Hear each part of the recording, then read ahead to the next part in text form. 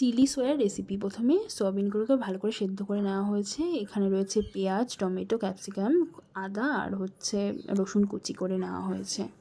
এখানে আছে কর্নফ্লাওয়ার। প্রথমে সয়াবিনগুলোকে সেদ্ধ করা সয়াবিনের মধ্যে লঙ্কার গুঁড়ো, একটুখানি বেসন, এর মধ্যে একটু লবণ আর একটুখানি হলুদ আর একটুখানি কর্নফ্লাওয়ার দিয়ে এটাকে একটুখানি ভালো করে মেখে নেওয়া হয়েছে। যদিও আমি এটা বানাইনি, রেসিপিটা টুস্কির রেসিপি।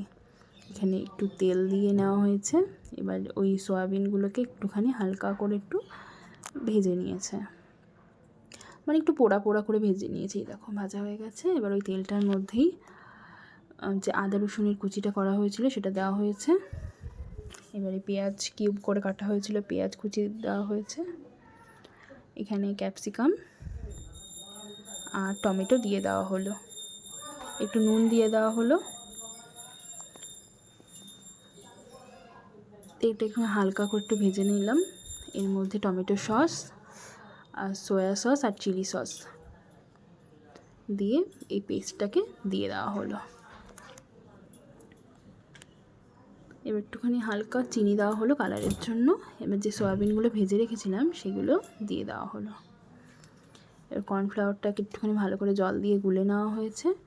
আর চিলি সয়াটার মধ্যে একটুখানি জল দিয়ে তারপরে কর্নফ্লাওয়ারটা গুলে ওর মধ্যে দিয়ে দেওয়া হলো। এবার নুন, চিনি, মিষ্টিটা তোমরা একটুখানি বুঝে নিও, ব্যাস রেডি।